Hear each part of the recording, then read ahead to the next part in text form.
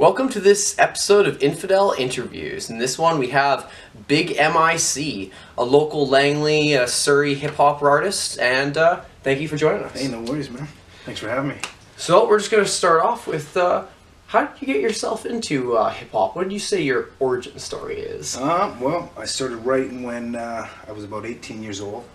I really basically got into it due to my cousins giving me that influence. They were giving me tapes like Run DMC, you know, old Ice Cube stuff, and that really got me going, man.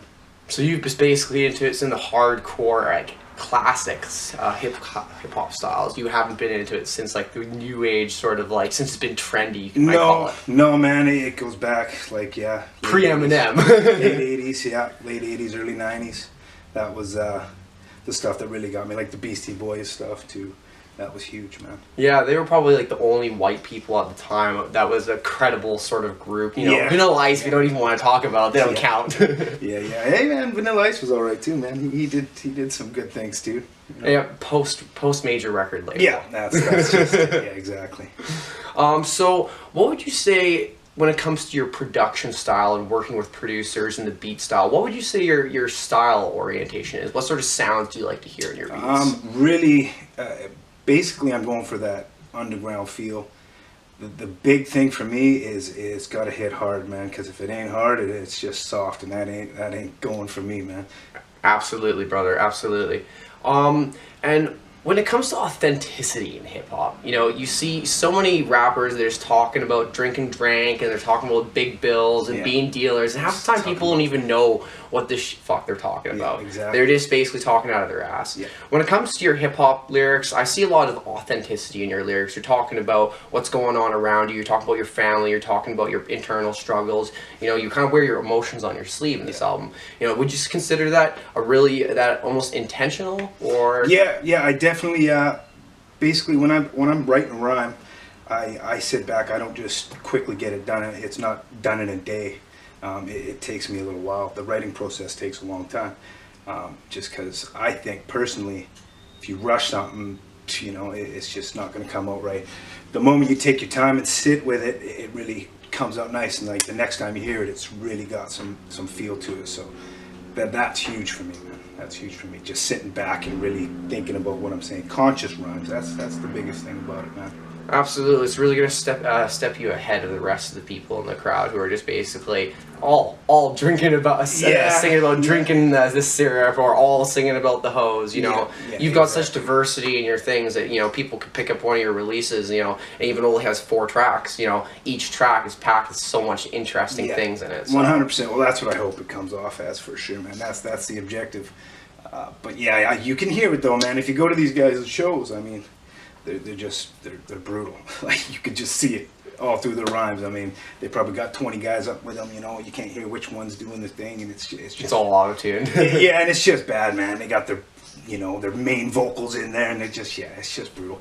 You can really tell, man. I mean, you just watch some of their videos too. I mean, you can see the fake ones to the real ones. It's very easy to spot, but you got to watch, because you know, there's some ones that, you know, sound kind of authentic, but then when you really listen to what they're saying, it's not authentic at all.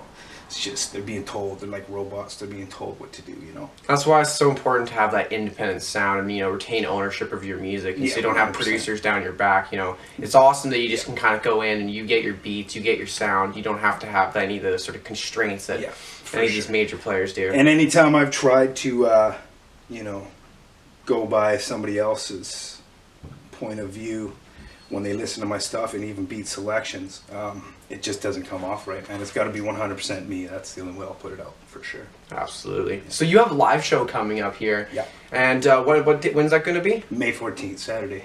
Saturday the 14th, and where's it going to be shot at? NY Grill in Langley. NY Grill in Langley. So make sure to come down and check out the NY Grill on May 14th, Saturday, for Big M.I.C. Are you going to have any other featuring artists there? Yeah, we got my brother Stray One. He's got his band there, Guilty of Sin.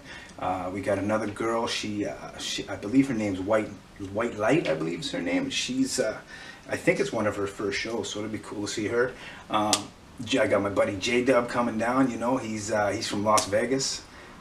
Yeah, we got some good. Abyss, my homie Abyss too. I can't forget him, man. He's unreal. He's coming out. It's going to be a good show. 100% local talent. It's going to be good. So that's actually one thing I want to ask about is when it comes to your music, have you ever done any sort of collaborations with other artists or featurings with other artists? You know what? I don't do too many collaborations. I have done a few, especially with my brother. Early days, we had a group called Homegrown. I mean, that's where we first came up. Is any of that still available? No, it's really underground. It's in the basement archives. Yeah. I think we still got some copies of it somewhere, man. But it's not out there right now. But we do have some songs out there. And you know what? My brother's got some stuff on his Reverb, or I believe it's a SoundCloud page that's got me and him, and it's kind of got that homegrown feel. You know. I'm sorry, I got lost. What was the question again, man? Oh, I was just wondering if you had any sort of collaborations. Oh yeah, you know what? I've got a song with Mercules, which was I did a competition in Surrey. It was a work with Merc competition. There was about 15 other artists.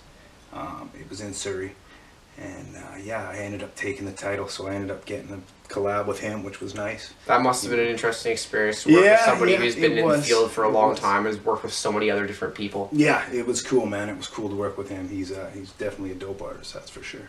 And you've recently actually worked with somebody, like, got beats from a producer that has collaborated with an artist that you actually quite like. What was the artist? C-Lance. C-Lance is the producer, and he's collabed with lots of guys. I mean, Mad Child, Vinny Paz, La Coca Nostra, all guys that have influenced me in some way, you know. It must be really awesome to finally be able to actually work on top of a track that, you know, has the same sort of vibes and inspirations that come from your core inspirations yourself. It's pretty amazing, actually. That's one beautiful thing about this music, man, is when you get to do things like that, it really is a dream come true, for sure. That's one of the things I've always actually kind of liked about hip-hop myself, is I always found hip-hop has almost an industrial side to it, where it's like everybody's just kind of like, or punk side to it, or everybody's just getting together, working together, collaborating with each other's tracks. It's not like, oh, I'm going to get together with these 4 guys and that's my band, that's all I'm going to write. It's like, you know, I get to write with everybody all the time, collaborating with one-dimensional. Yeah, I hear you, man, for sure. And the sounds that are used in hip-hop, you know, it's not just like, okay, you got 4 sounds, I got my bass, I got my guitar, I got my drums. It's like, hey, I could have, like,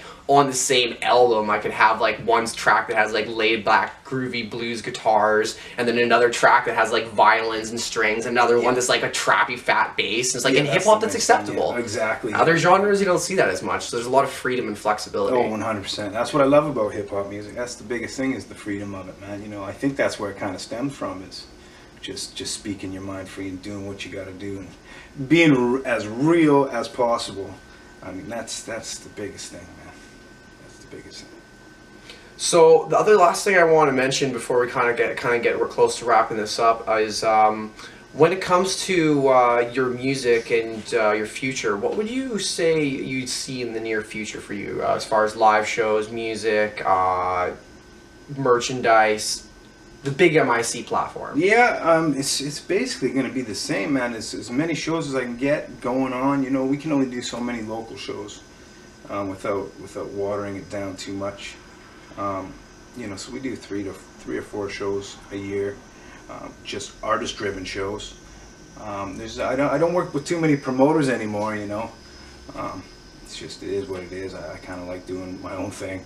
And I really do like it being artist-driven, because I believe that you get more true blue fans out, you know, rather than just having a show where there's a bunch of artists there, you know, as your audience, which just kind of kills the energy in the building. But, you know, but yeah, Saturday, May 14th is going to be a good one. It's going to be an epic one. Yeah. For and you got some new music coming out? Yeah, I do. Yeah, I got a new EP coming out called Rat Race. Rat Race, yeah. Excellent. As produced on the Infidel Network, just so y'all know. Yeah. Come check it out if you want on the www.infidelnetwork.com. We'll have his music continuously streamed as it's produced. Yeah, 100%. Yeah, it's going to be good, man. It's going to be good. We got C-Lance producing 75% of the thing. And I got Make 'Em Deaf doing a track on there too. It's going to be good, man. Excellent. Future looks bright for you. I just want to say thank you for joining the Infidel Network, Thanks man. for having me, for sure.